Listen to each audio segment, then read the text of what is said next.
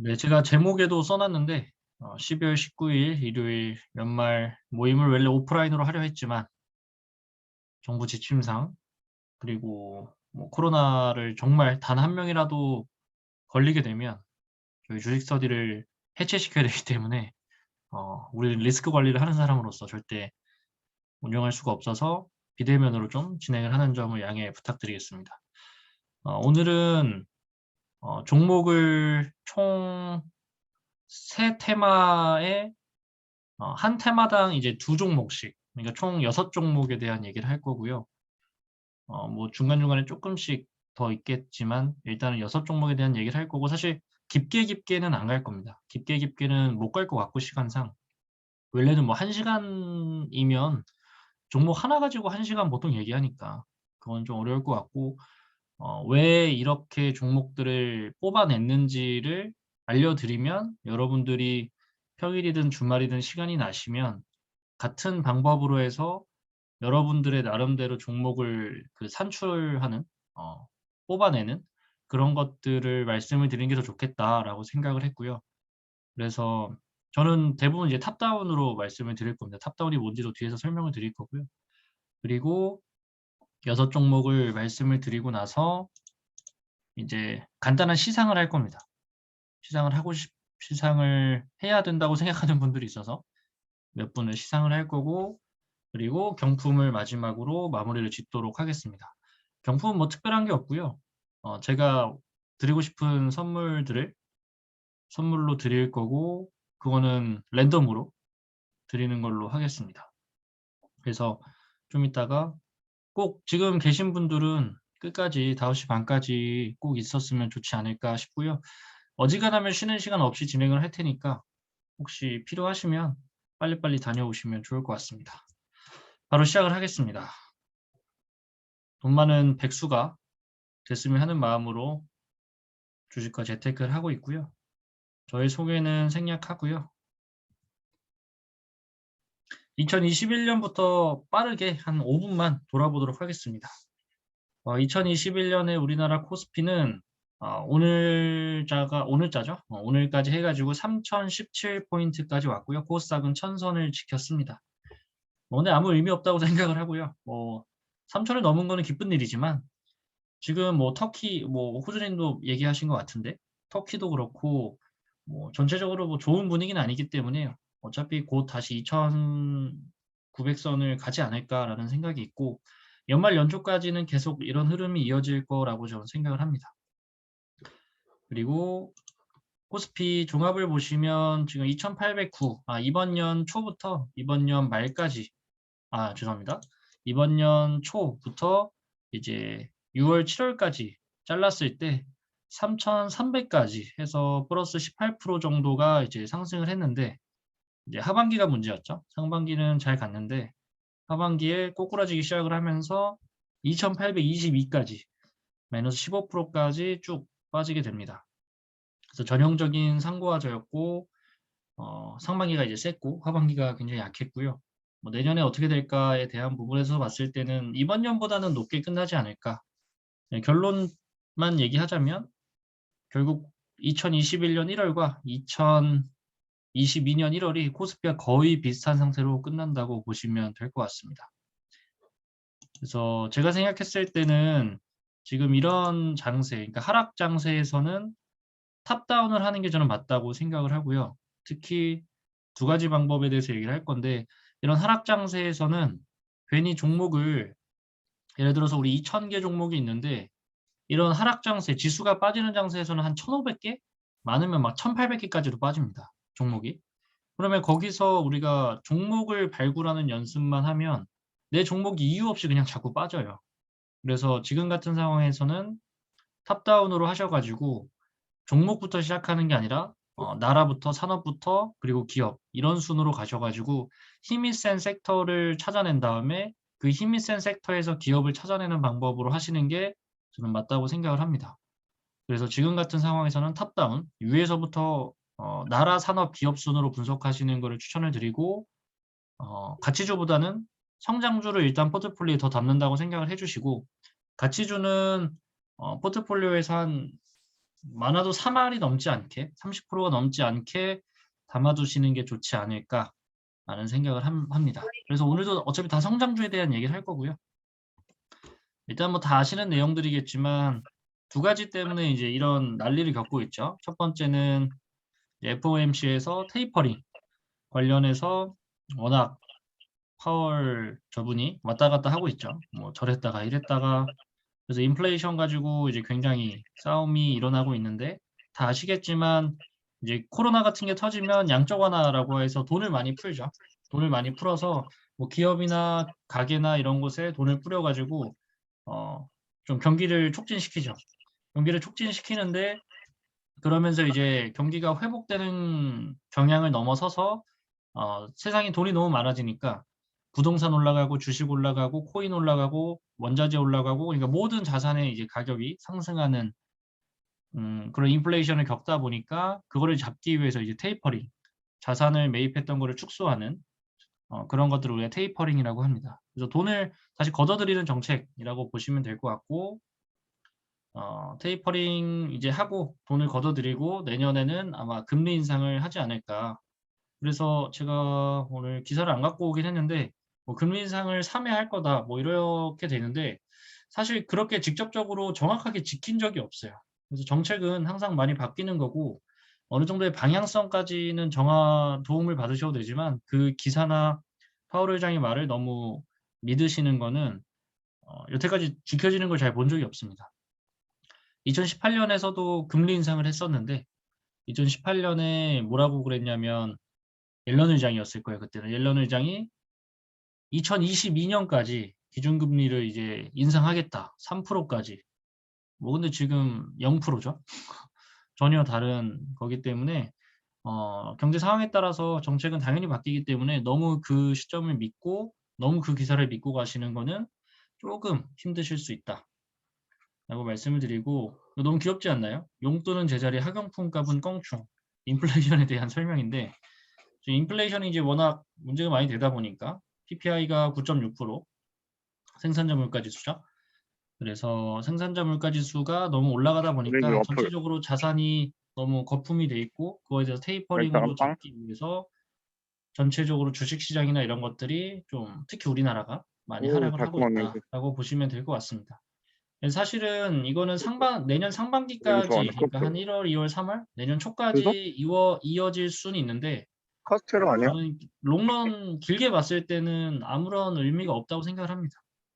뭐 지금 당장 큰 이슈는 아니라고 생각을 하고 우리가 해야 될 일은 그 1월, 2월, 3월 동안 맛있긴 하겠다. 최대한 싼 가격에 지금 오, 힘이 뭐야? 강한 이런 게 있었나? 테마를 위주로 해서 내 포트폴리오에 담아두는 게 오, 제일 맛있겠다.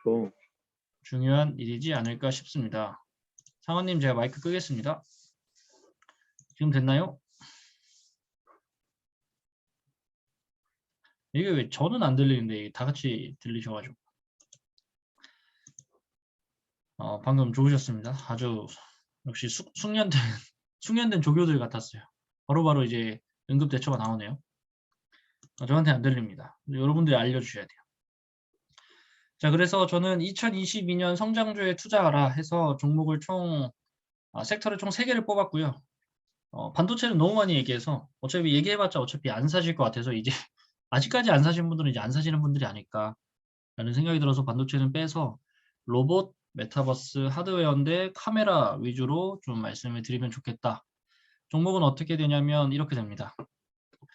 다 좀 익숙한 친구들이 있으실 수도 있고 없으실 수도 있는데 에브리보, 사이맥스, 삼성전기, 제이콘텐트리, MC넥스, 파트론 다 사지 마세요. 여러분들이 여기서 좋다고 생각하는 기업들을 골라서 사시면 됩니다. 저는 리딩하는 사람이 아니니까 인사이트를 드리는 걸로 만족하겠습니다.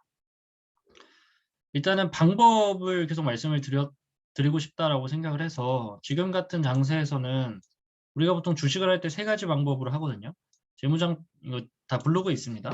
재무제표를 통해서 저평가된 기업에 투자하는 방법, 이제 전형적인 우리가 이론적으로 배우는 가치 투자라고 보시면 되고, 그리고 차트를 통해서 단타를 치는 방법이 있을 수 있겠죠. 그리고 마지막 3번째가 재료를 통해서 추세를 계속 쫓아가는 투자 방법이라고 보시면 되는데, 저는 지금 같은 상황에서는 이게 제일 정답이지 않을까라는 생각을 합니다.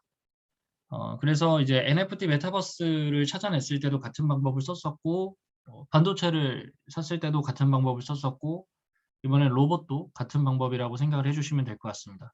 그래서 그때는 이렇게 말씀을 드렸는데 조금 바꿔가지고 저는 일단 이 기준을 제 나름대로의 기준으로 삼습니다. 여러분들도 기준은 뭐 이건 제 기준이기 때문에 여러분들이 참고하시되 똑같은 방법으로 사용을 안 하셔도 됩니다. 상황이 괜찮습니다. 지금 마이크 다 안 켜져 있으시죠? 소정님 들어온다고 했던 것 같은데, 그죠? 안 들어오셨네. 그래서 골라내는 방법에 대해서 첫 번째는 일단은 상한가를 찍지 않은 종목을 좋아할 수밖에 없겠죠. 왜냐하면 상한가를 갔다는 거는 30%가 하루 만에 올랐다는 거기 때문에 중간에 이제 차익 실현이 있을 수도 있고 어디까지 빠질지를 리스크를 잘 해지할 수가 없기 때문에 이왕이면 상한가를 아직 찍지 않은 거. 근데 상한가를 찍은 종목들도 괜찮을 수도 있습니다. 저는 일단은. 그리고 어느 정도 거래량을 바탕으로 상승 추세에 있는 종목. 제가 어떤 건지 뒤에서 말씀드릴 거예요. 그리고 그 상승 바탕에서 재료가 무조건 있어야 됩니다.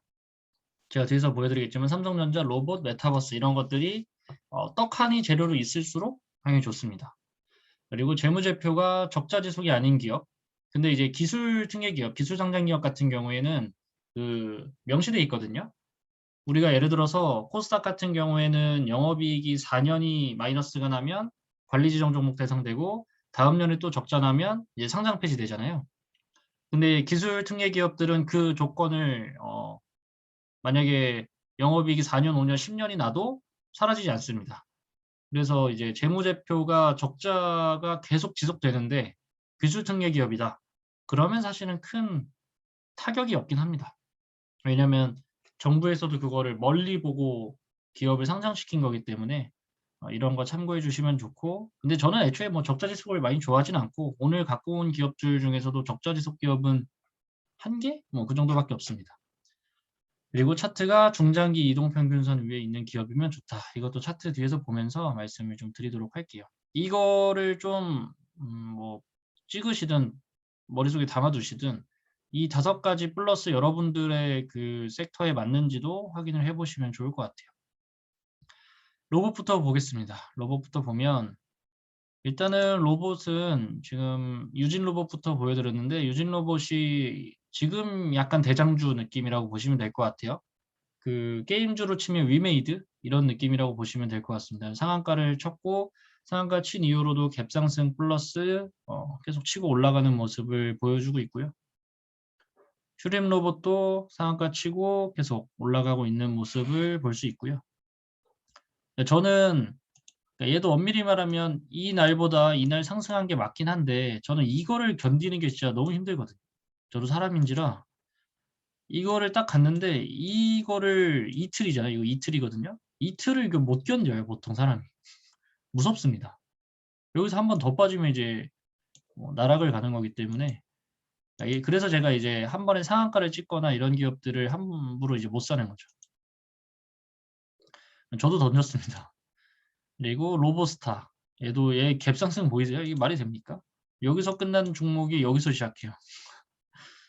그리고 얘도 거의 뭐 상한가까지 갔다가 이제 이런 상태에 있습니다. 그래서 전반적으로 지금 이평선을 보시면 중장기 이동 평균선 아래에 있던 애들이 그러니까 보통 이렇게 깔려 있던 애들이 이평선을 다 뚫고 올라간 상황입니다. 그죠? 다 중장기 이동 평균선을 다 뚫고 올라간 상황이어서 이거는 추세가 변했다. 이 가격과 이 가격은 엄밀히 말하면 이제 다를 수 있는 거죠. 이때 가격과 이때 가격은 지금 느낌이 아예 다른 거죠. 그런 상황이라고 보시면 되고요.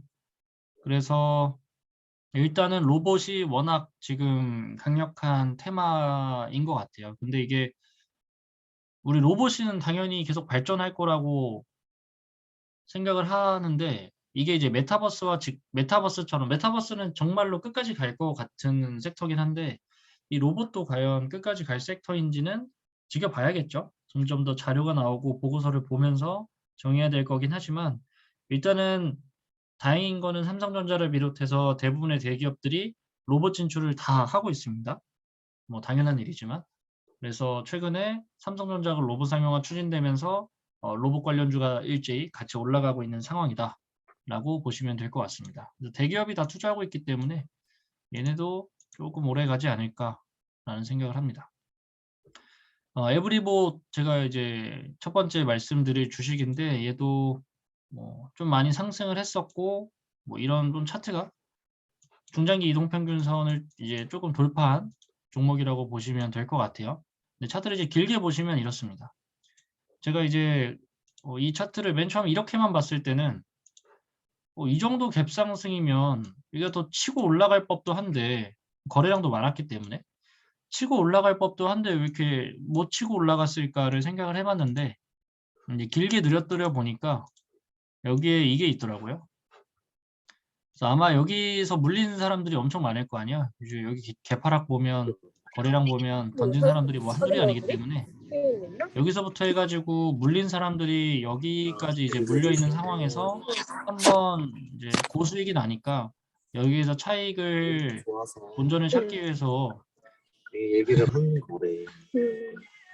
부모님 마이크 제가 끌게요. 다들 뭐 빠르네요. 무섭겠어요. 다들 의도하신 건 아니니까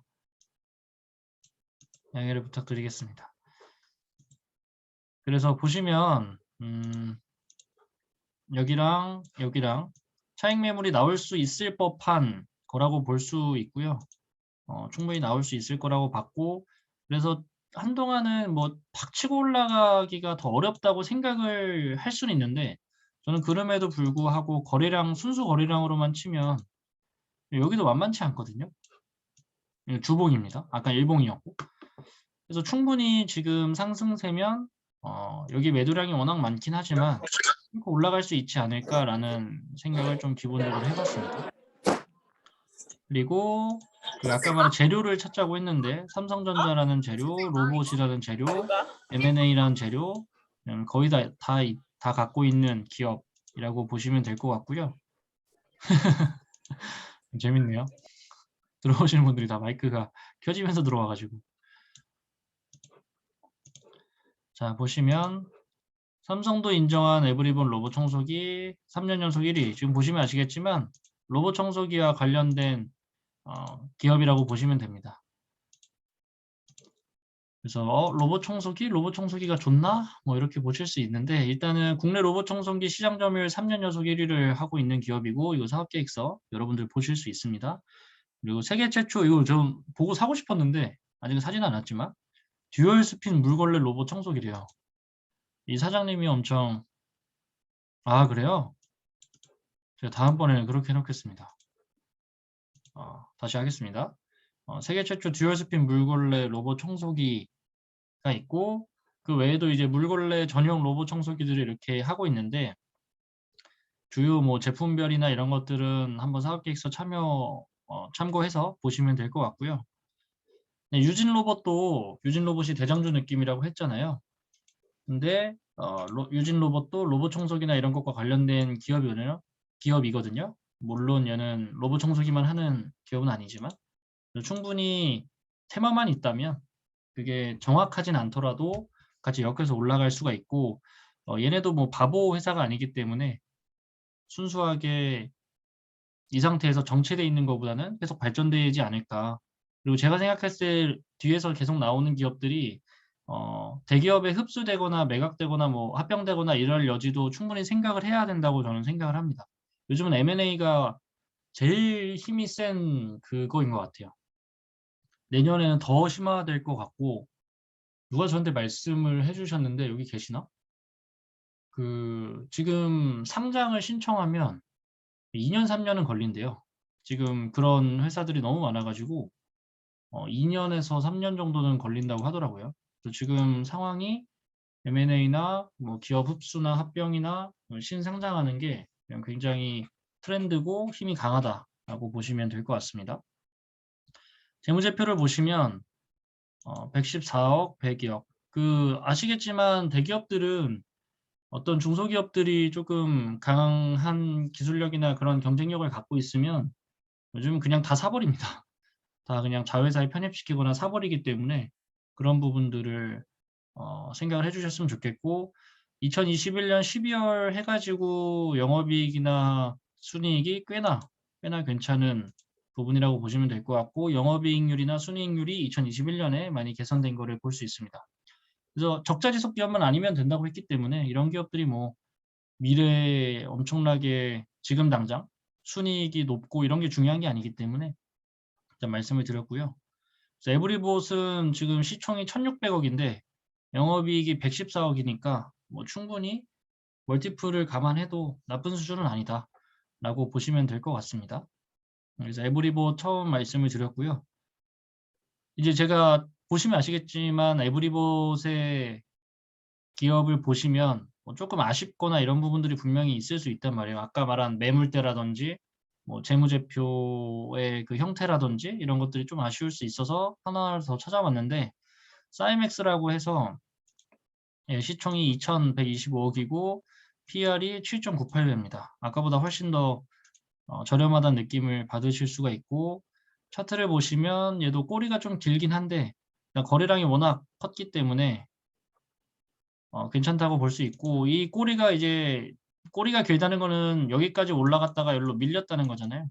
얘가 또 왜 밀렸을까 보면 당연히 얘네가 있었기 때문에 밀리지 않았을까. 여기서 분명히 탈출하지 못한 사람들이 여기서 팔지 않았을까라는 생각을 좀 합니다. 네, 그럼에도 불구하고 아직까지는 충분히 차트상 아주 이쁘게 올라갈 수 있지 않을까라는 생각을 하고요. 거래량도 충분히 바탕이 되고요. 그리고 사이맥스 아까 말한 재료처럼 삼성전자, 뭐 반도체 제조, 이런 보행보조 로봇 이런 것들이 전부 다 재료로 갖고 있는 기업이고요. 얘는 이 로봇을 좀 전문적으로 아까는 이제 청소기였다면 여러 가지 로봇을 하려고 하더라고요. 노년층을 위한 의료용 로봇, 뭐 치매 예방 놀이, 그리고 삼성전자 협력사로 반도체 웨이퍼 이송 장비 전문 로봇 업체다. 그래서 이런 기업들은 정말 좀 삼성전자랑 연관이 있다 보니까 같이 수혜를 볼 수 있지 않을까라고 생각을 하고요. 뭐 등등등 그거에 대해서 사업계획서를 보여드린 거고 재무제표가 아까보다 훨씬 더 좀 깔끔하죠. 지금 2021년 분기 실적 보셔도 109억, 93억, 61억이면 이것만 합쳐도 260억 이미 이거보다 높죠. 그리고 2021년 마지막 4분기까지 합치면 뭐 좋기 300억은 넘지 않을까라는 생각이 드는데 시총이 아까 말했지만 2,100억이기 때문에 왜 이렇게 싸지라는 생각도 좀 드는 것 같아요. 그래서 재무 좋고 차트 나쁘지 않고 왜냐하면 거래량이 여기가 월등히 높기 때문에 차트 거래량 좋고 재무제표 저평가되어 있는 편에 속하고 영업이익만 내년에 더 발전한다고 치면 혹은 관련돼서 재료만 조금 더 나온다면 충분히 올라갈 수 있지 않을까라는 생각을 좀 합니다. 그래서 제가 각 업종별 2개를 보여드릴 건데 하나는 약간 대장주 느낌이고 좀 독특한 기업이고 두 번째에 나오는 기업은 좀 일반적으로 괜찮지 않을까라고 생각하는 기업들이라고 보시면 될 것 같습니다. 부채 비율은 100만 넘지 않으면 되는데 부채 비율 괜찮고요. ROE 괜찮고 영업이익률 괜찮고 PER 9.87배 지금 2021년 기준이면 한 7배 정도 7배 정도 된다고 보시면 될 것 같습니다. 그래서 생각보다 굉장히 저렴하다라고 보시면 되겠습니다.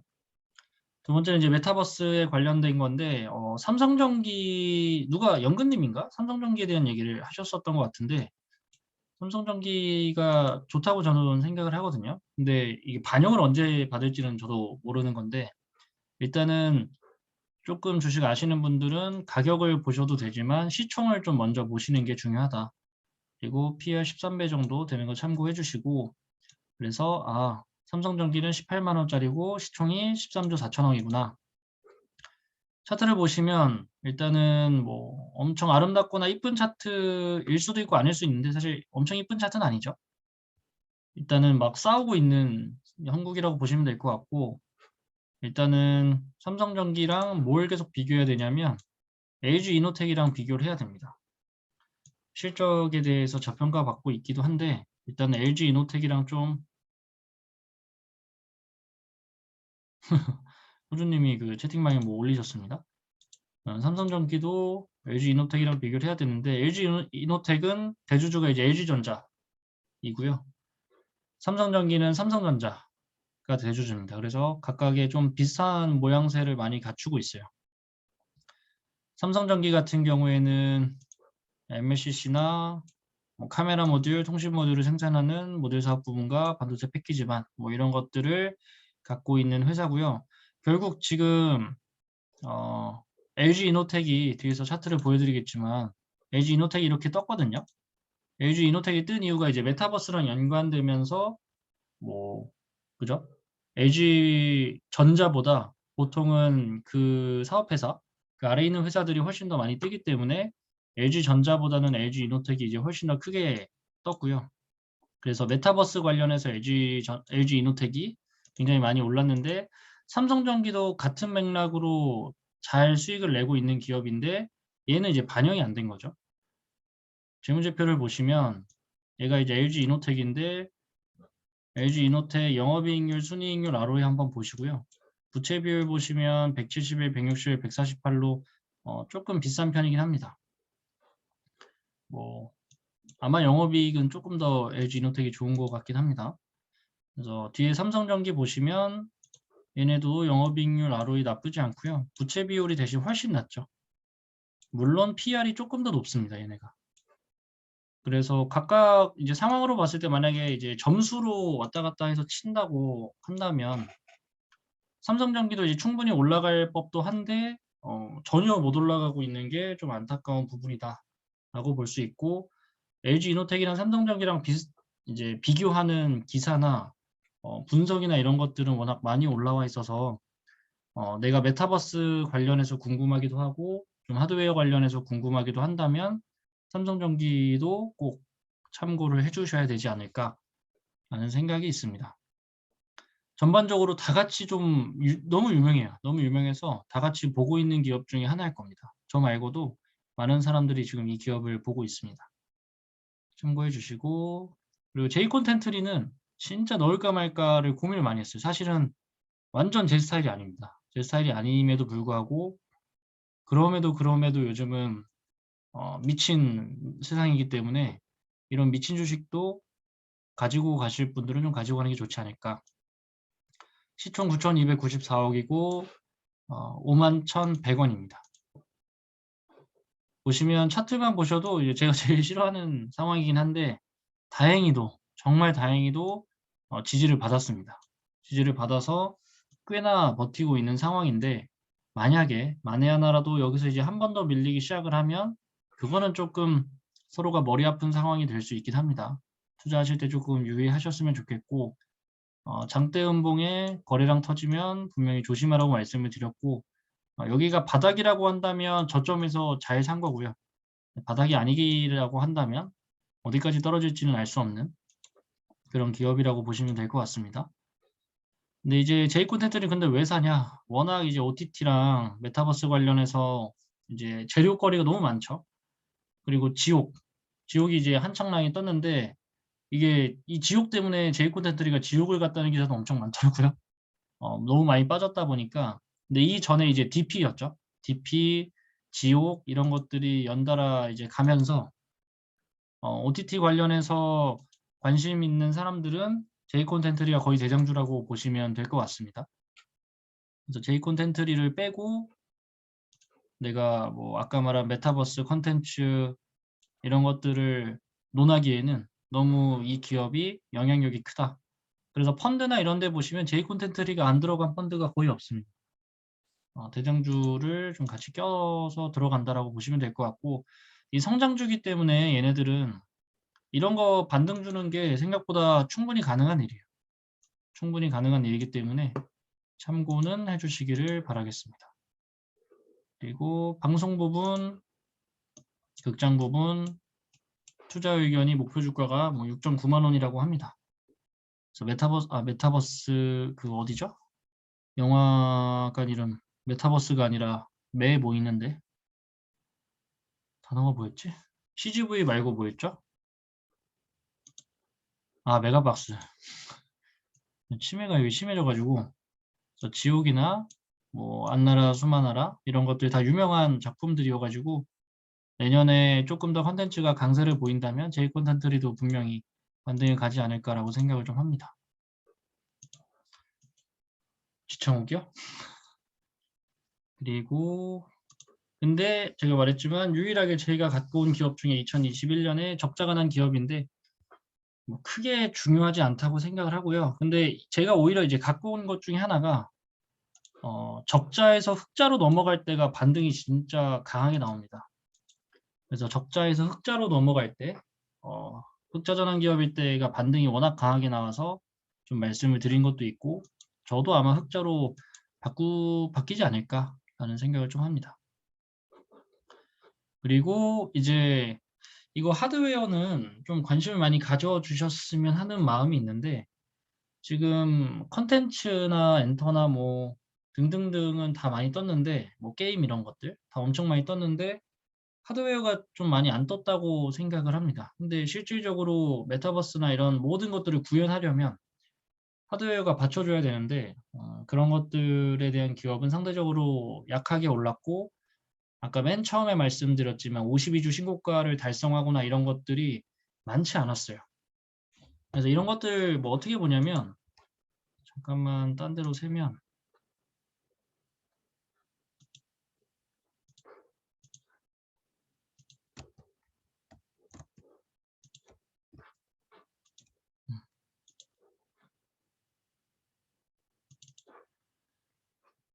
제가 아까 이제 유진 로봇 같은 경우가 로봇 대장주라고 했잖아요. 유진 로봇을 검색을 하신 다음에 여기 동일업종 PR 다 아시죠? 동일업종 퍼 누르시면 관련된 이제 용품들이 뜹니다. 유진 로봇과 좀 관련된 기업들. 이 두 번째 에브리봇 이런 거 있죠. 제가 여기 있는 걸 다 본 거겠죠. 다 보고 괜찮은 기업들을 뽑아낸 거고 테마 들어가셔가지고 최근 3일 등락해가지고 괜찮은 기업들을 이제 정리해서 볼 수 있습니다. 그래서 여기서 저는 뭐 바이오나 이런 것들을 지금 당장 삼성 뭐 뒤에서 말씀드리겠지만 막 엄청 좋아한다라고 말할 수는 없어서 그리고 뭐 마켓컬리 뭐 대만은 꽤 됐고요. 누가 최근에 마켓컬리 얘기를 해주셨었죠. 그래서 쭉 보면서 뭐 드론 요즘 이제 같이 연결되면서 드론과 관련된 것도 좀 많이 떴던 것 같고 딱 있네요, 그죠? 지능형 로봇, 인공지능. 이거는 무조건 주식하시는 분이면 지금 같은 상황에서는 한번 봤어야 되는 부분이죠. 그래서 여기서 쭉 보면서 오른 거, 안 오른 거, 혹은 이거 보여드릴게요. 제가 해놨네. 거래대금, 시가총액, 뭐 부채나 영업이익, 당기순이익, ROE, 뭐 PR을 하셔도 부채를 빼고 PR을 하셔도 되고요. 부채를 뺍시다. 부채를 빼고 PR을 이렇게 해서 보시면 뭘 먼저 보시냐면 시총 대비 거래대금을 보시면 돼요. 그러니까 예를 들어서 에브리봇을 제가 뽑은 이유는 시총이 1,600억인데 거래대금이 이게 얼마지? 6조죠. 그죠? 1,661억인데 6985니까 뭐 7조 정도 거래됐거나 어쨌든 굉장히 많은 거래대금이 됐죠. 그리고 시가총액 2,000억인데 얘도 1,200억인데 얘도 1,800억인데 얘도 근데 거래대금이 많다는 거는 뭐 들어가 봐야 알겠지만 좀 좋은 당연히 거래량이 적은 거래대금이 적은 애들보다 훨씬 나은 거거든요. 그래서 지금 로봇만 보면 시총 대비해서 거래대금이 엄청나게 높은 것들이 많아요. 이런 친구들 먼저 검색을 해보시면 됩니다.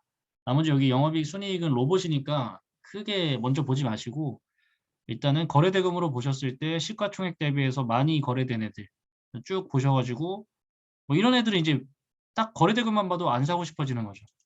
시총이 21조인데 시총보다 훨씬 더 작으니까 LG전자 그래서 첫 번째로 뽑을 수는 없었던 거고 뒤로 가서는 뭐 이런 거 있습니다.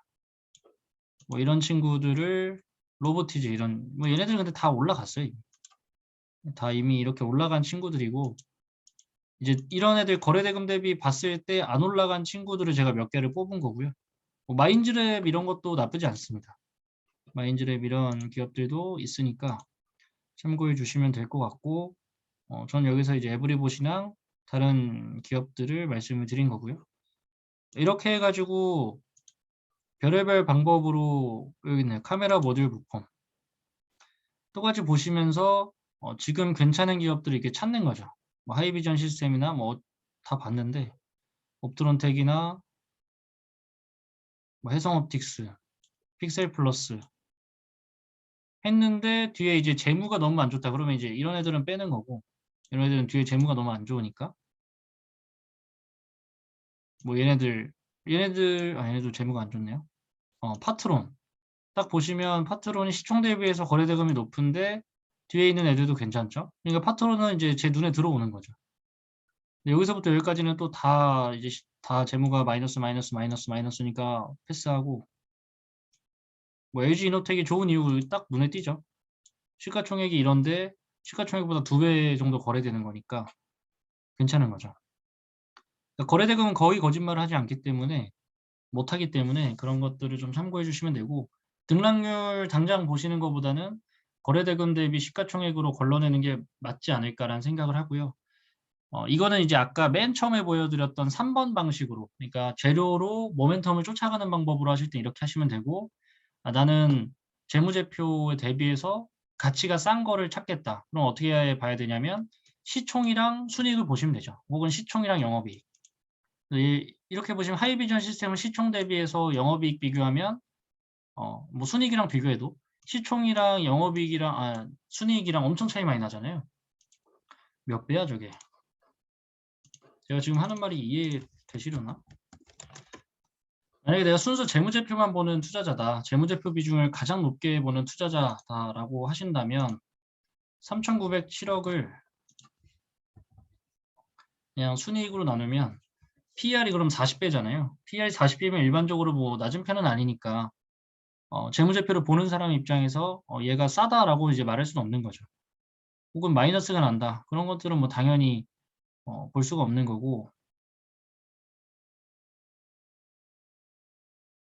오히려 이제 LG노텍은 이것도 저렴하네요. 그죠? 아닌가? 77273 나누기 2362 6810으로 하면 영업이익 기준이긴 하지만 영업이익 기준으로 했을 때 한 11배 정도 되니까 뭐 엄청나게 비싼 것도 아니죠. LG노텍이 많이 올랐지만, 그러니까 이렇게 해서 내가 지금 이 순이익, 재무제표, 영업이익, 순이익 혹은 이런 재무제표를 중점적으로 볼 거냐, 지금 추세나 모멘텀이 강한 친구를 볼 거냐에 따라서 이제 걸러내는 종목들이 달라지는 거죠. 이런 느낌으로 여러분들이 찾아내시면 되겠다. 그래서 뭐 제가 파트론 뒤에서 나올 거기 때문에 파트론을 봤는데 전반적으로 뭐 차트가 다 괜찮고 이러면 여러분들이나 이제 주변 분들한테 이런 기업도 있어라고 이제 말씀을 드리는 거죠. 돌아와서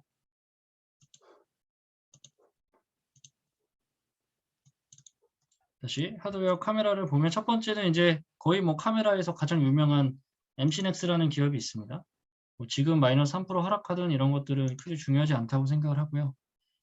36,600원까지 떨어졌었는데 이제 떨어진 이유는 실적이 너무 안 좋았습니다. 실적이 너무 안 좋아가지고 떨어졌다가 이제 조금씩 상승하고 있는 상황이라고 보시면 될 것 같고, PR은 50배로 낮은 편은 아닙니다.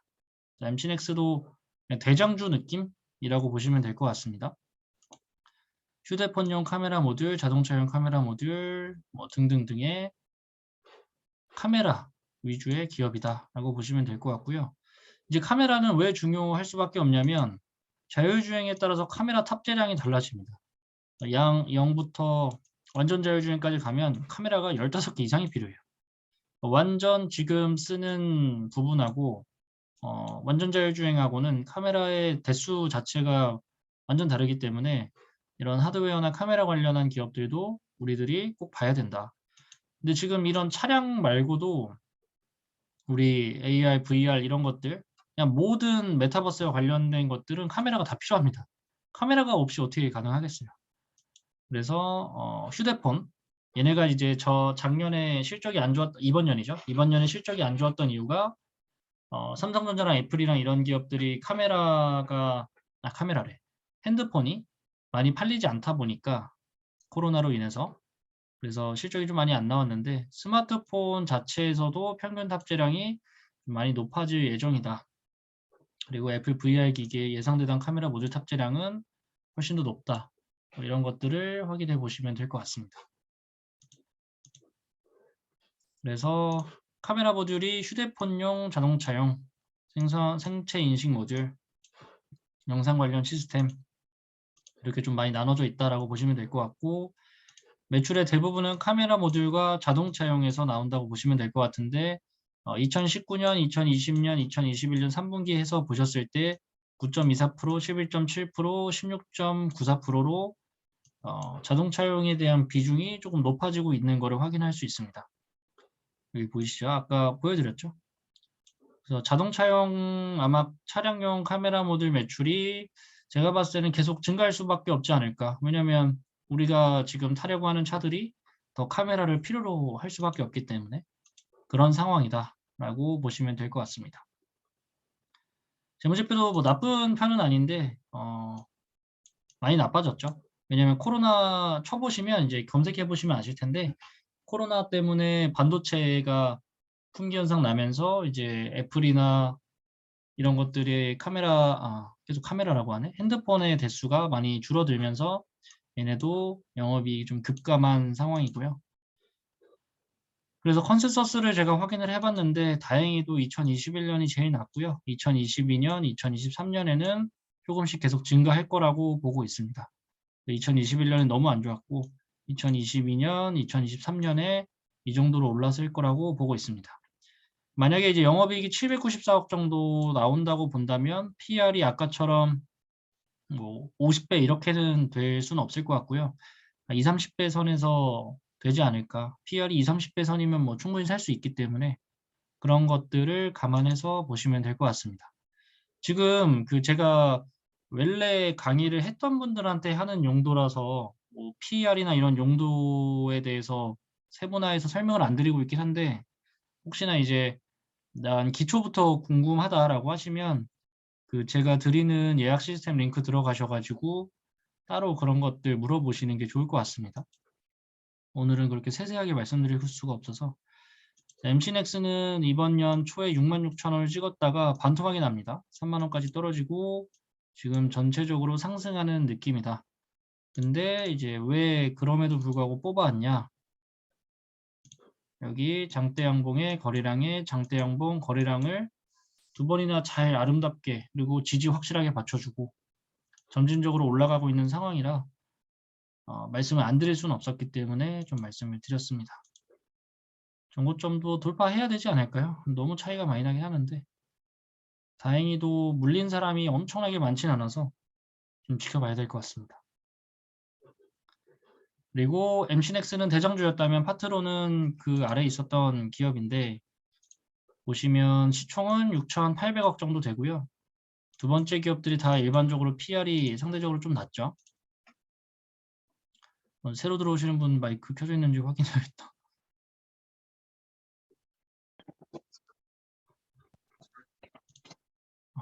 제가 먼저 했습니다. 그래서 파트론 같은 경우에는 PR이 10배 정도 되고 12,550원이다. 충분히 가격으로 저렴하죠. 재물을 봤더니 아까 MC넥스보다 엄밀히 말하면 더 좋습니다. 타격이 상대적으로 더 적었고요. 712억 정도 나오는데 시총은 MC넥스가 아까 230억? 뭐 이 정도의 9천억이 시총이었는데 지금 712억에 6,800억이니까 훨씬 더 저렴하다고 보면 될 것 같고 ROE도 좀 들쭉날쭉하긴 한데 전반적으로 높은 편이고 뭐 부채 비율은 거의 없는 편이라고 보시면 될 것 같아요. PER도 12배면 굉장히 괜찮은 편이다. 10배 정도 되니까 전반적으로 그래서 재무 자체는 파트론이 훨씬 더 좋다라고 말씀을 드릴 수 있고요. 그리고 실적도 봤더니 아까 MC넥스보다도 2021년에 이렇게 꾸준하게 상승하는 걸 볼 수 있고요. 2022년, 2023년에 1,000억 정도라고 보는데 뭐 제가 이 회사의 사장은 아니니까 영업만 잘한다면 충분히 1,000억도 생각보다 일찍 찍을 수 있지 않을까라는 생각도 합니다. 파트로는 완전 상승 추세로 돌아섰는데 이제 한 가지 저번에 계속 말씀드리고 있죠. 52주 신고가에 대해서. 그래서 분명히 여기에 매물이나 이런 것들이 조금이라도 있었을 텐데 거의 그냥 거침없이 다 뚫고 올라와가지고 여기 약간 잠깐 정체되어 있는 상황이거든요. 여기서 그러니까 대부분 한 지금 같은 장세면 10개 중에 못해도 6개, 대부분의 7개는 이 상황에서 보통 뚫고 올라갑니다. 확률적으로 그래요. 확률적으로. 뭐 100%다라고 하면 제가 말씀을 못 드리지만 이런 상황에서는 보통은 뚫고 올라갈 확률이 일반적으로 높다. 그래서 여기서 뭐 폭락이 나온 것도 아니고 지켜봐야 되겠지만 아마도 시간이 흐르면 뚫고 올라갈 확률이 높지 않을까라는 생각을 합니다. 저는 기본적으로 지금 같은 장세에서는 추세 매매를 하는 거가 더 좋다고 생각하는 사람이어서 여러분들도 뒤에서 나오겠지만 이렇게 폭락한 주식들을 주워 담는 것도 괜찮아요. 제가 NC소프트 주워 담았듯이 그렇게 주워 담으셔도 되지만 전체적인 종목 중에서 50% 이상이 그런 종목만 담는다? 그러니까 뭐 70%, 80%를 저렴한 종목만 담는다? 그거는 추세를 완전히 포기한 투자 방법이기 때문에 좀 오래 걸리실 수가 있습니다. 뭐 2년, 3년, 5년 막 이렇게 걸릴 수가 있어요. 최소한 추세를 타는 종목들을 사시면 짧으면 뭐 3달, 1달, 길면 1년 뭐 이 정도로 수익을 어느 정도 보실 수 있기 때문에 지금 주식 자체가 완전 상승기가 아니기 때문에 상승장에 올 때까지는 지금 제가 하는 방법이 어느 정도 정답이지 않나라는 생각을 합니다. 보시면 휴대폰용, 그러니까 휴대폰용과 기타 부품 들어간다고 보시면 되고 여기에 자동차 들어가고요. 여기에 휴대폰 들어가서 그러니까 임신엑스랑 거의 뭐 비슷한 종류의 카메라를 판다고 보시면 될 것 같습니다. 형태는 거의 비슷하고요. 그리고 증권사나 이런 보고서도 괜찮게 나오고 있고 아까 컨센서스 봤지만 매출이나 영업이익이 굉장히 잘 나올 거라고 예상을 하고 있습니다.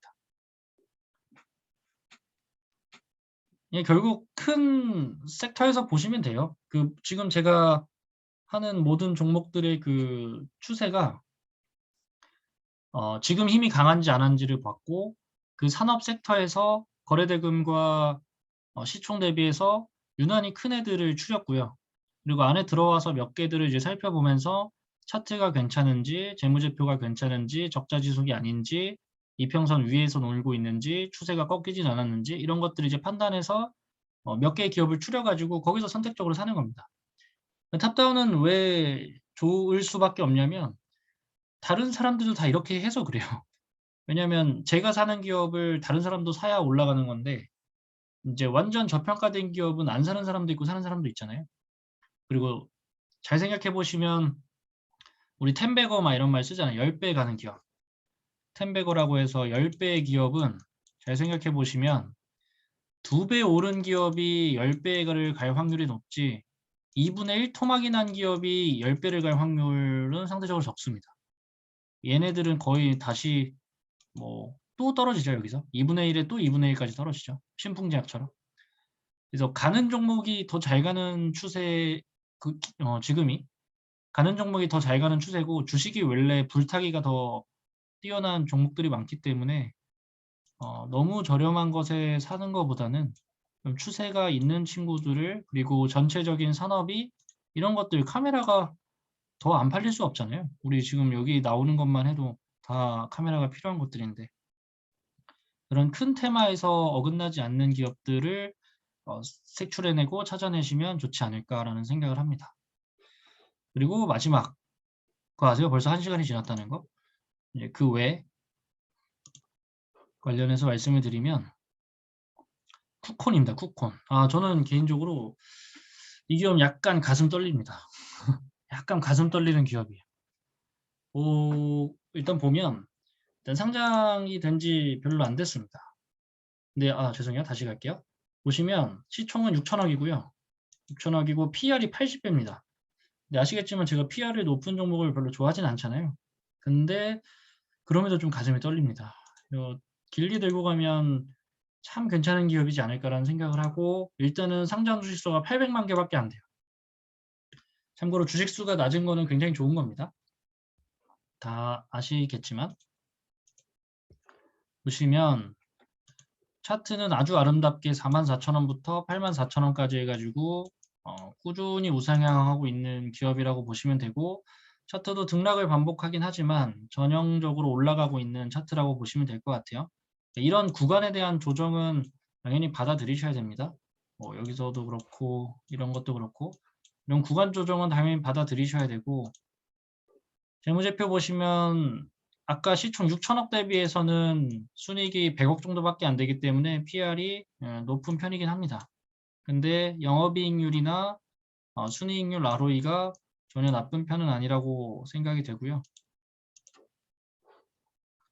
사업의 계열을 보시면 마이데이터, 데이터와 관련된 기업인데 저는 이거 공부하면서 API라는 말을 처음 들었는데 혹시 API라는 말을 아시는 분 있나요? 여기서 아시는 분 있을 것 같은데 이공계 계열은? 그죠? 우현님이나 동욱님은 아실 것 같은데 저는 처음 API라는 말 자체를 처음 봤어요. 그래서 좀 공부를 했는데 보시면 데이터 서비스 보시면 뭐 이렇게 API가 달려 있는 거예요. 그래서 API가 도대체 뭐야? 라는 거를 궁금해가지고 다른 분들이 더 잘 설명할 수 있긴 한데 맞아요. 우현님이 맞습니다. 그래서 API란 무엇일까요? 보시면 저는 이 사실 내용을 들어도 잘 이해는 안 됐는데 최대한 여러분들 이해를 해보시면 될 것 같아요. 운영체제나 프로그래밍 언어가 제공하는 기능을 제어할 수 있게 만든 인터페이스를 뜻합니다. 저는 딱 이거 보고 무슨 생각했냐면 여러분들이 금융을 보면서 이런 느낌일까? 난 분명히 한국말을 읽었는데 이게 도대체 무슨 말이지?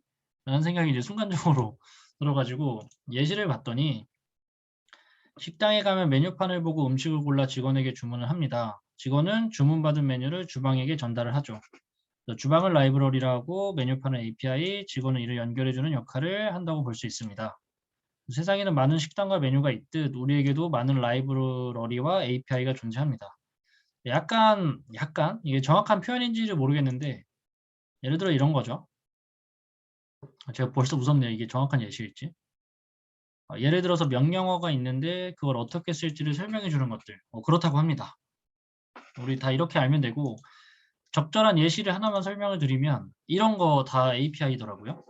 우리 계좌 개설할 때 이런 계좌 인증이 막 이런 거 하잖아요. 이런 계좌 인증이나 이런 서비스 어떤 음식 아니죠 식당 메뉴 종업원 뭐 이런 거가 있으면 이런 것들을 서로 이제 연결해서 도와주는 것들을 API라고 하는 것 같아요. 맞죠? 맞답니다. 그래서 구조 자체가 마이데이터 쿠콘의 수익 모델, 전 이게 너무 마음에 들었어요. 쿠콘의 수익 모델은 일회성 도입비 매출과 사용량에 따라 증가하는 월 수수료 매출로 구성됩니다. 그러나 특히 당사는 반복적인 수수료 매출이 전체 매출의 90% 이상을 차지하고 있어서 향후 안정적인 매출 성장을 기대할 수 있습니다. 그래서 쿠콘은 향후에도 데이터 시장을 선도하기 위해서 마이데이터 사업권을 바탕으로 한 데이터 상품 출시, API 상품 개발, 그리고 해외 시장을 노리고 있습니다. 제가 중요하다고 생각하는 것들은 거의 다 하고 있는 것 같아요. 개인정보 API를 보시면 저는 금융을 하다 보니까 뭐 이런 거라든지 이거 갑자기 생각나는 우리 회사 하나 있죠. 그리고 자금 관리라든지 이제 재무 관리, 개인 자산 관리 서비스. 사실 제가 자산 관리를 하는 사람이지만 어느 정도 금융은 결국은 AI가 대체를 할 거란 말이죠. 그래서 그런 부분들에 대해서 얼마나 정확한 데이터를 갖고 있냐 이런 것들이 이제 중요한데 쿠콘이라는 회사는 그리고 저는 개인적으로 데이터가 진짜 말도 안 되는 돈이라고 생각을 하거든요.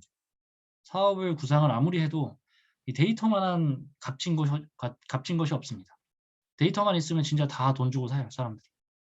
그래서 그런 데이터들을 종합적으로 굉장히 크게 관리하는 회사라고 보시면 될 것 같습니다. 컨센서스 보면 아까 우리 카메라랑 약간 다르죠? 카메라 느낌의 그 실적이 올라가는 추세가 아닙니다. 굉장히 탄탄하게 올라가고 있다고 생각을 하고 시총도 크지 않기 때문에 뭐 부담도 없고 전체적으로 충분히 PER만 조금 낮았으면 더 고민을 안 했겠는데 일단은 굉장히 좋은 기업이라고 생각을 합니다. 그래서 쿠콘 제가 여기서 몇 개 빼먹긴 했어요. 그 연계 서비스나 이런 것들이 더 다트의 전자공시 시스템에 자세히 나와 있는데 여러분들이 직접 보면서 이런 회사구나를 좀 느껴보셨으면 좋겠습니다. 자, 그리고 이제 쿠콘 뒤에서부터 뭐 할 거냐면 이제 대형주, 시총 1위부터 해가지고 시총 50위까지 다는 절대 안 볼 거고요. 제가 생각했을 때 1위부터 50위까지 해가지고 지금 당장 괜찮은 친구들 몇 개만 추렸습니다. 차트만 가져왔어요. 뭐 간단하게만 설명을 드릴게요.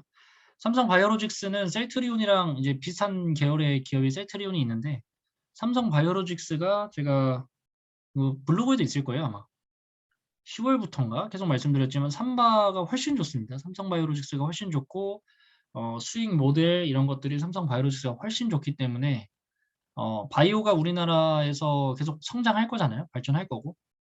뭐 삼성 바이오로직스는 100만 원 뚫는 거는 뭐 예정된 일이기 때문에 여러분들도 관심을 언제든지 가지시면 될 것 같고 뭐 이런 기업들은 언제든지 삼성이기 때문에 액면 분할이나 이런 것들도 고려할 거기 때문에 고려를 한번 해보시고요. 네이버가 참 불쌍하다고 생각을 합니다. 요즘 이렇게 도움 형태의 주식 차트가 엄청 많은 거 아세요? 좋은 건 아닙니다. 좋은 건 아닌데 지금 메타버스가 열풍인데도 불구하고 엄청 수혜를 못 받은 종목이고 뭐 카카오도 비슷합니다. 그래서 최근에 이제 플랫폼 규제에 대한 게 구체화되고 있는데 규제가 구체화되고 있고 뭐 저도 물려 있습니다. 저도 이제 같이 울고 있는 종목이고 어느 정도 분명히 장기간으로 성장했을 때는 괜찮은 기업이라고 보고 이제 네이버가 원래 시총 3위였거든요. 네이버가 시총 3위였는데 삼바가 시총 3위가 되고 네이버가 시총 4위가 되면서 조금 아까 말한 추세적인 면에서는 확실히 좋지 않은 모습들을 보이고 있다라고 볼 수 있지만 제 개인적으로는 네이버는 충분히 모아갈 만한 종목이다라고 생각을 합니다. 그리고 우리 그 연근님이 말한 뭐였죠? LG건강 부실이었나요? 하나도 건강하지 않은 LG생활건강 같은 경우에 LG생활건강 허약했다. LG생활 허약이 음봉을 두드려 맞죠. 한 번 두드려 맞고 두 번 두드려 맞습니다. 거래량도 충분히 듬뿍 얹어져가지고 두들겨 많이 맞고 178만 원짜리가 100만 원까지 수직 하락하면서 참 비참한 LG생활건강 역사상 이런 적이 있었나 싶을 정도의 비참한 하락을 좀 했습니다. LG생활건강이 태어난 이래로 2년 이상 음봉을 기록한 적은 없었어요. 그게 일단 차트를 말하는 사람들끼리의 근거인데 뭐 역사는 바뀌는 거니까 이게 2년 이상 떨어질 수도 있긴 하지만 LG생활건강 자체도 엄청 좋은 기업이긴 합니다. 이제 문제는 뭐냐면 얘네죠, 얘네. 얘네가 이제 해결이 돼야 된다고 보시면 될 것 같고 그럼에도 불구하고 이제 너무 미안하게 떨어졌다라고 보시면 될 것 같아요. 이런 걸 이제 낙폭 과대주라고 하는데 그냥 물렸다는 거죠. 보통 낙폭 과대주는 이쁘게 말하는 거고 물렸다 이런 걸 이제 낙폭 과대주라고 합니다. NC소프트랑 좀 같이 좀 많이 떨어졌던 종목이에요. 근데 저는 아직은 기업 자체는 충분히 좋은 기업이라고 생각을 합니다. 그리고 NC소프트 이번 년에 상한가를 가져다 준 종목 중에 하나인데 이때 상한가를 먹었고 팔고 나갔는데 다시 안 올라서 다행인데 일단 메타버스 관련해서 게임 관련해서 크래프톤 다음으로 시총이 가장 큰 기업이라고 보시면 될 것 같고 여기 잘렸지만 얘도 100만 원이 넘었었는데 55만 원까지 마이너스 50% 하락했다가 메타버스 NFT 영향으로 올라갔다가 M자를 그리고 있다. 여기서 이제 쌍바닥 찍고 올라가는 그림이면 가장 아름다운 거고요. 근데 여기에 이제 제가 알기로 다른 분들도 아시겠지만 NC소프트에 진짜 뛰어난 인재들이 굉장히 많아요. 뭐 제가 뭐 다 뛰어난 인재인지 알 수는 없지만 분명히 뛰어난 인재들이 많고 우리나라에서 게임을 대표적으로 만들어내는 회사임에도 불구하고 지금 주가가 많이 좋지는 않습니다.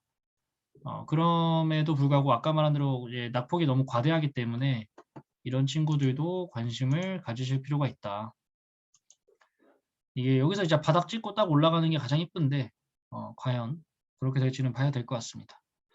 하이브도 참 그 오미크론만 아니었으면 다시 괜찮았을 텐데 지금 아마 제가 생각했을 때 지지를 받지 않을까 싶기도 해요. 너무 많이 떨어졌기 때문에 지금 이때를 지지를 다시 받을 때가 되지 않을까. 여기서 한번 지지 받았고 떨어져서 여기서 한 번 더 지지를 받아야 되는데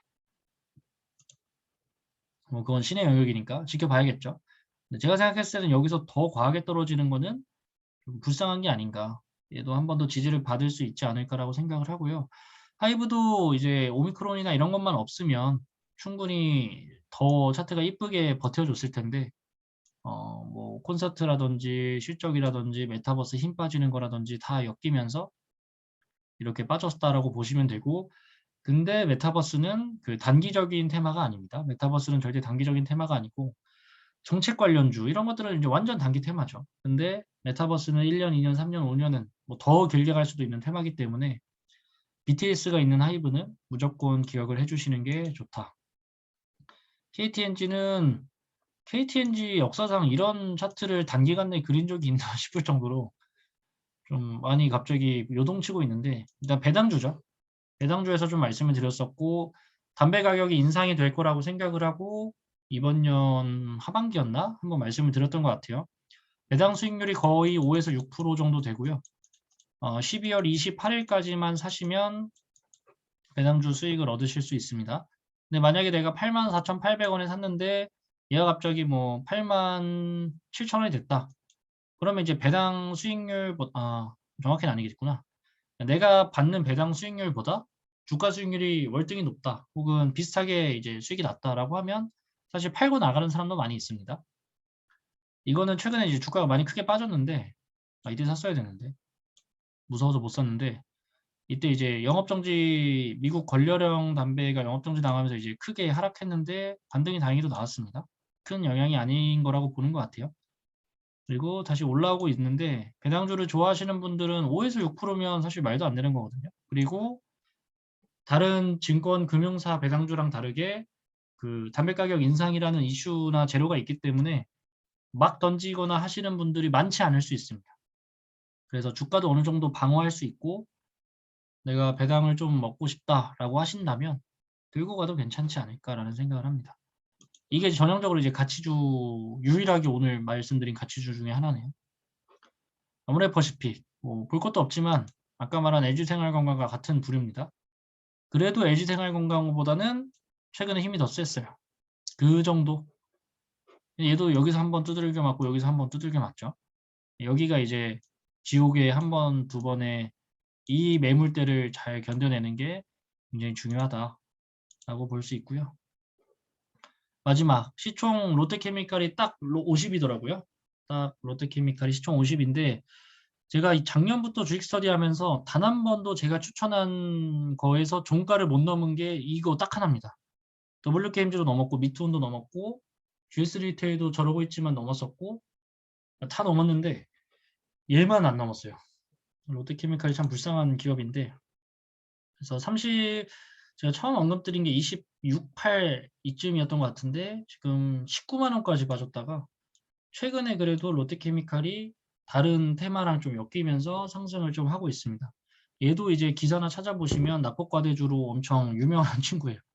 말도 안 되게 좀 많이 빠져가지고 지금 PBR이 뭐 0. 몇 대일 거라고 제가 생각을 하는데, 이런 롯데케미칼도 시총 50위에 있는데 납법과대주다라고 생각을 해주시면 될 것 같습니다. 네, 방금 말씀드린 애들은 이제 앞선에 말씀드린 종목들이랑 완전 느낌이 다른 거예요. 앞선 종목들은 추세가 있고 상승 종목 추세에 있는 기업들이자 다 중소형주였죠. 다 중소형주로서 말씀을 드렸고 삼성전기 빼고 다 중소형주였던 것 같아요. 근데 이제 뒤에 그 외에서 말씀드린 기업들은 시총 1위부터 시총 50위까지 해서 삼성바이오로직스를 제외하고는 다 좀 저점에 형성돼 있는 기업들이 지금 엄청 많아요. 살 게 사실 돈만 있으면 사고 싶은 거 엄청 많습니다. 지금 돈이 없어서 그렇지. 그래서 결론적으로 내 포트폴리오 전체적으로 꾸밀 때 저는 앞선에 있는 성장주를 한 7, 뒤에 있는 가치주, 대형주들을 한 3 정도로 꾸리는 게 제 스타일에는 이게 맞고요. 사람마다 5대5나 이런 것도 가능하지 않을까. 근데 대신에 이제 낙폭과대주를 5 이상 담는다. 그러니까 뭐 6이나 7이다. 그리고 이분들은 아마 계좌 수익률이 올라가기가 굉장히 힘들 거예요. 한 번에 올라가지 못합니다. 왜냐하면 매물대가 있기 때문에 얘네들을 다 뚫고 올라가야 되는 건데, 근데 성장주는 그런 게 없잖아요. 그냥 한번 정고점 뚫으면 여기서 52주 신고가 뚫고 올라가면 그냥 뭐 걸릴 게 없습니다. 그냥 사면 올라가요, 계속. 그러니까 이 기업과 하락해가지고 여기서 사가지고 이거 매물대 한번 맞고 이거 매물대 한번 맞고 이러면 뭐 계속 이렇게 가기 때문에 좀 오래 걸리지 않을까라는 생각을 합니다. 전체적인 방향성은 충분히 다 언급을 드린 것 같고요. 지금이 5시 12분, 딱 1시간 정도 강의에 대해 시간에 대해서 강의 종목에 대해서 말씀을 드렸습니다. 정리 한번 할까요? 아니면 다음 바로 이어서 할까요? 라고 하면서 바로 정리할 준비를 하고 있습니다. 정리가 굉장히 중요하니까. 이렇게 말씀을 드렸고 나머지는 이제 그 외의 종목들에 대해서 언급을 드렸습니다. 기억을 해주시고 여러분들이 뭐 다 사실 필요도 없고요. 여러분들이 생각했을 때 끌리는 기업들 위주로 사시면 되고 지금 종목이 중요한 게 아니고 종목을 어떻게 발굴하는지가 더 중요하다라고 말씀을 드렸습니다. 이게 어떤 의미인지 조금이라도 이해되셨기를 바라겠습니다. 바로 이제 넘어가서 2022년에 김대리의 주식 스터디, 김호준의 주식 스터디로 바뀌었죠. 저번에 인기투표 제가 져가지고 김호준 대리의 그 주식 스터디로 바뀌어가지고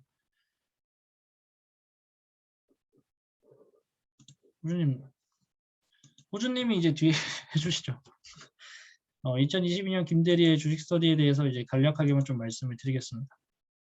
2020년 8월에 만들었습니다. 생각보다 오래되진 않았고 16개월 정도 이제 돼가고 있는 것 같아요. 개인적으로 16개월이나 운영된 거면 코로나 시국 대비해서 굉장히 잘 운영되고 있는 거 아닌가라는 생각이 들고 게시글은 1,300개가 벌써 됐습니다. 여러분들이 과제를 열심히 해주셔가지고 게시글은 무려 1,300개 정도 열심히 쌓아나가고 있는 곳이다 라고 보시면 될 것 같습니다. 여러분들이 공부한 흔적이죠. 정말 그 가끔 강의할 때마다 감회가 새로워요. 그 감회가 새롭습니다. 진짜. 그 맨 처음에 카페에 여신 분들은 진짜 뭐 10명, 20명에서 시작했잖아요. 우리. 근데 지금은 좀 커지고 있고 그래서 커지는 거 대비해서 물론 저희가 힘든 부분도 있고 여러 가지가 있겠지만 최대한 많은 분들을 아우를 수 있게 호주님이랑 잘 상의해서 얘기를 좀 드리도록 하겠습니다. 그리고 좀 뜬금없지만 그 제가 그 전체 공지 보내는 핸드폰 따로 있잖아요.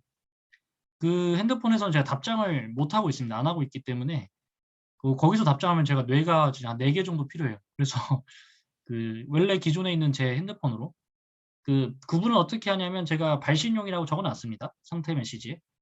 그래서 거기서 답장해봤자 제가 이제 못 보기 때문에 제 핸드폰으로 연락을 주시면 감사하겠습니다. 제가 이제 글을 이제 12월 과제에 제가 이걸 써놨는데 이걸 다 읽자는 건 아니고 일단은 진짜 감사하다는 말씀을 드리고 정서적이라는 말을 제가 좀 썼는데 저는 이 스터디를 넘어서 좀 플랫폼이 됐으면 하는 마음이 엄청 큽니다. 그게 왜냐하면 플랫폼은 제가 엄청 좋아하는 단어 자체를 좋아하는 게 서로 도움이 엄청 많이 되거든요. 서로가 부족한 부분들을 채울 수 있고 힘들어하는 부분들을 이겨낼 수 있다고 생각을 해서 좀 지금은 소수지만 우리끼리만 해도 도움을 많이 받을 수 있는 것들이 많다고 생각을 합니다.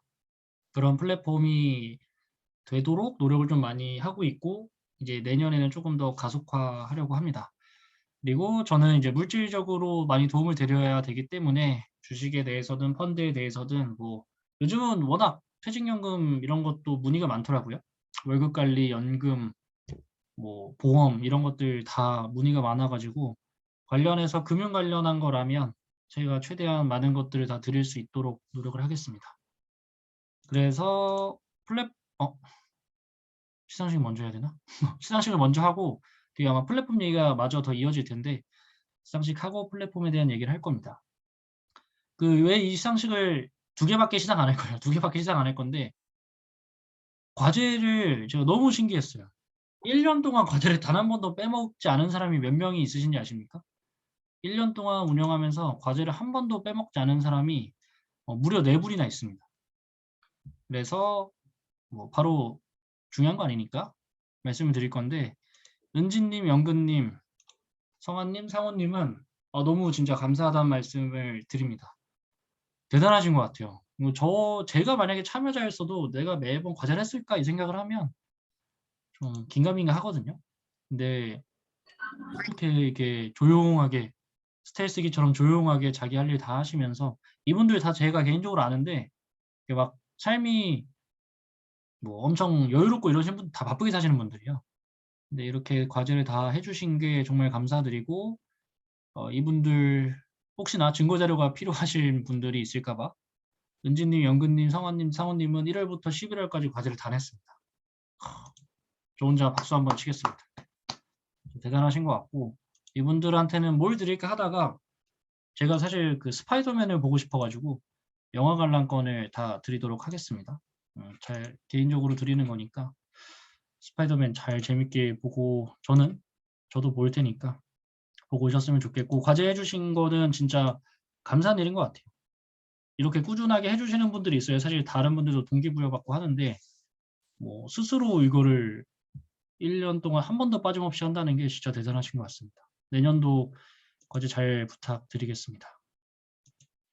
그리고 도전 골든벨에서 우승하신 분들이 있어요. 이건 미리 공지했기 때문에 바로 공개를 드리면 여기 계신 것 같은데 한 분? 다나님이랑 지용님 두 분은 제가 낸 1번부터 10번까지의 그 퀴즈를 11월 과제였죠? 다 맞추셨습니다. 그 김병인 대 김병준에서 김병준 고른 사람 제가 아직 못 잡아냈는데 일단 골든벨 우승자 두 분은 제가 바로 확인을 해서 두 분은 똑같이 이 영화 관람권을 드리도록 하겠습니다. 그래서 성실하게 두 분이 아니죠. 6분 다 과제를 해주신 분이고 사실 여기 지용님은 너무 아까워요. 지용님은 과제 한 번 안 하셨습니다. 1년 동안 해서 과제를 딱 한 번 안 하셨더라고요. 너무 아쉬워가지고 일단은 여기서라도 우승을 하셨다는 거는 사실 제 강의를 어느 정도 다 많이 들으셨다는 거거든요. 너무 감사하고 앞으로도 저도 좀 더 잘 하는 시간을 갖도록 하겠습니다. 그리고 이제 아까 말씀드렸던 플랫폼처럼 저희가 이제 김대리의 주식 스터디 했을 때 정말 예를 들어서 영근님 같은 경우도 책을 쓰셨잖아요. 저는 영근님 책을 더 많은 분들이 봤으면 좋겠고 영근님은 원하지 않겠지만 영근님 책을 더 많이 봤으면 좋겠고 아마 카페 하시는 분도 있어요. 카페 하시는 분 그리고 뭐 상우님이 아니지 누구죠? 진우님인가? 성함이 헷갈리네. 상우님이 아마 제주도에서 그 맥주집 하시는 분도 계시고 카페 하시는 분 계시고 자영업 하시는 분들도 많으실 거고 뭐 미용실 하시는 분들도 계시고 서로가 좀 도움받거나 서로에게 득이 될 수 있는 것들을 공유할 수 있다고 생각을 하거든요.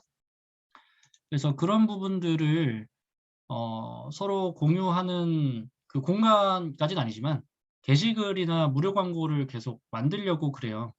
그러면 여러분들도 좋고 뭐 만약에 저희 집에서 귤을 한다. 그러면 내가 귤을 이왕 먹을 거면 저희 집 귤을 먹어도 되는 거고 뭐 저희 집 귤 안 합니다. 광고 아니에요.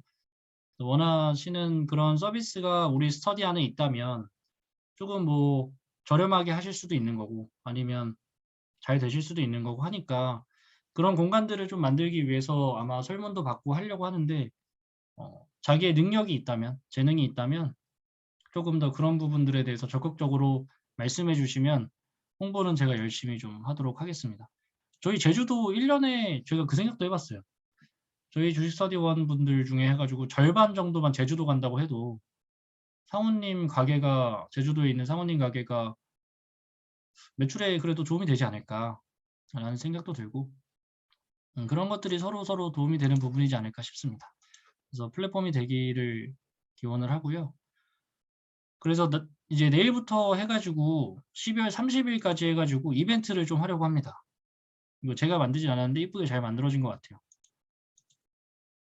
그래서 기존에 했었던 거, 호주님이랑 했었던 부분들처럼 저희 주식 스터디를 홍보하거나 뭐 SNS에 올려주셔서 태그를 해주시거나 이런 것들을 해주시면 그거에 맞는 보답이나 상품들을 드리려고 하고요. 여기 랜덤 추첨이라 돼 있는데 제 성격상 아마 랜덤은 안 할 것 같고 100% 다 드리지 않을까 싶습니다. 그래서 이 주식 스터디가 좋았고 도움이 되셨다면 다 같이 홍보도 많이 해주셔가지고 서로 더 큰 플랫폼이 되면 좋지 않을까라고 생각을 합니다. 그래서 내일쯤 해가지고 다 전체적으로 연락을 드릴 테니까 관심 있으신 분들은 같이 이벤트도 참여해 주시면 너무 좋을 것 같습니다. 감사하고 여기서 마무리를 좀 끊고 마지막 경품은 따로 녹화를 할 거기 때문에 기록 중지를 한번 좀 하도록 하겠습니다. 다들 일단 2021년 너무 감사했고 2022년도 잘 부탁드리겠습니다.